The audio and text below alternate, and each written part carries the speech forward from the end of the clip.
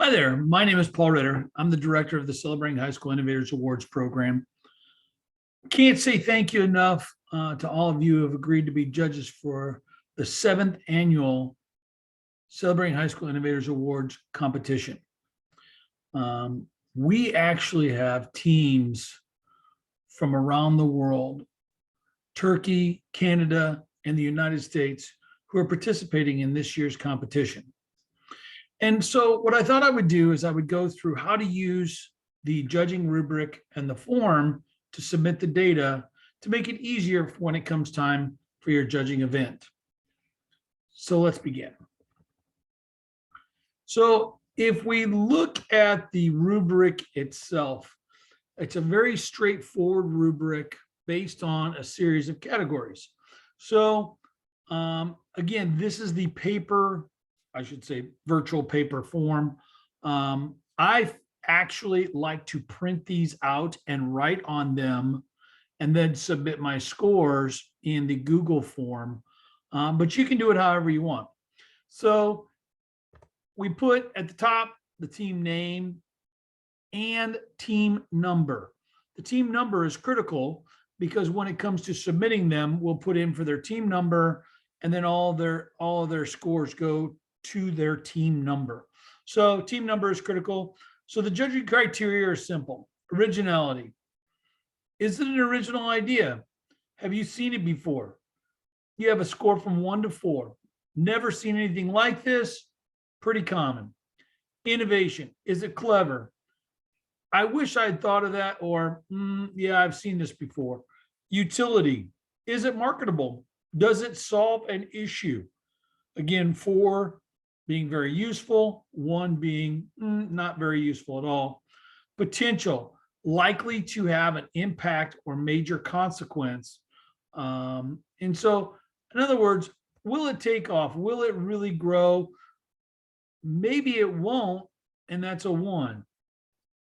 Consequence, will it make a difference in lives? Practicality, is it easily brought to fruition? In other words, as they're doing their thing, is it going to be able to sustain itself in a way that it will be a good bet that it's going to work? 4, not very consequential. 1. Practicality. I'm sorry, sustainability. Is it sustainable? In other words, is it something that's going to be able to survive? It's a sure bet.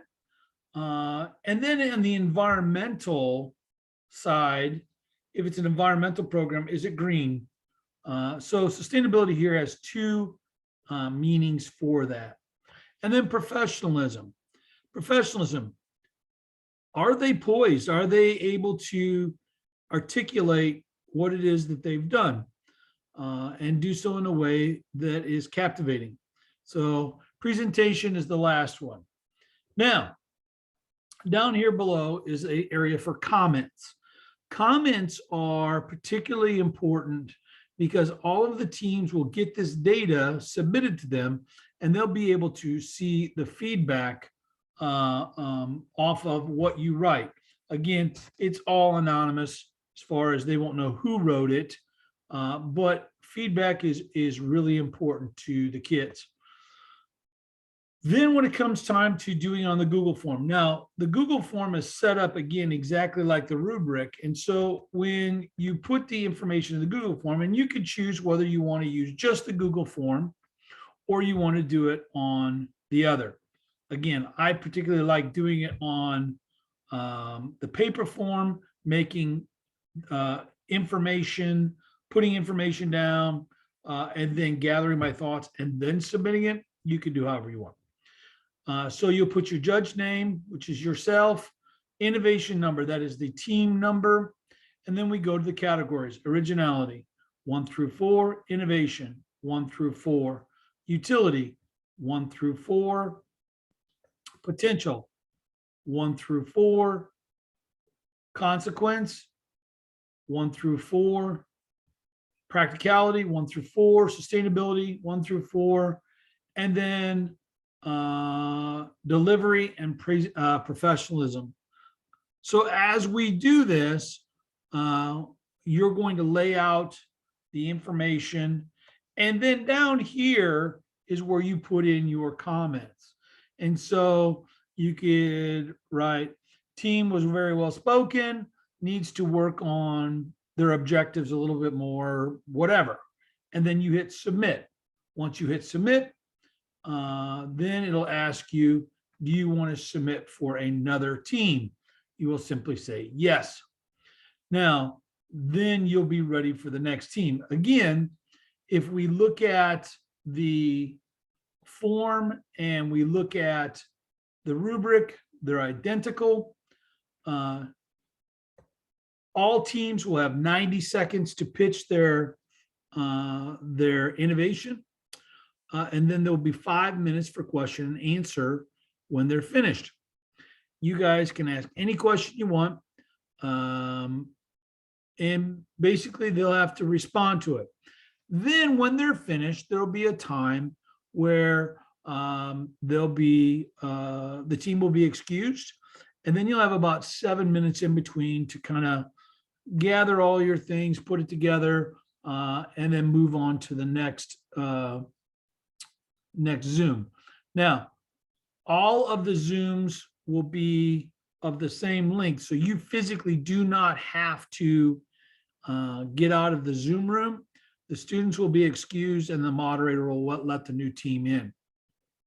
There will not be 2 teams in a room at the same time. Then, if you have any difficulties or technical issues, I've put on here Blake's email, Blake Whittle. He's our program coordinator. And then his cell phone number. And we'll be on call during those days to make sure that everything's taken care of. If there's an issue, don't stress. We will get it figured out. The most important thing is that kids are not penalized as a result of technical difficulties due to the internet, and we will sort it out when it comes to the end. As it all comes through, once we have all of the scores tallied from all of the regions, we will then notify the members of the teams that are going to be moving forward to the finals, which is April 9th at Illinois State University. So with that being said, I can't say thank you enough for all you do, and appreciate you guys volunteering to be judges for this year's Celebrating High School Innovators Awards program. Can't say thank you enough for all you do every day. I appreciate you, and please feel free to contact me if there's anything that I can do or help you with. And with that, we say thank you.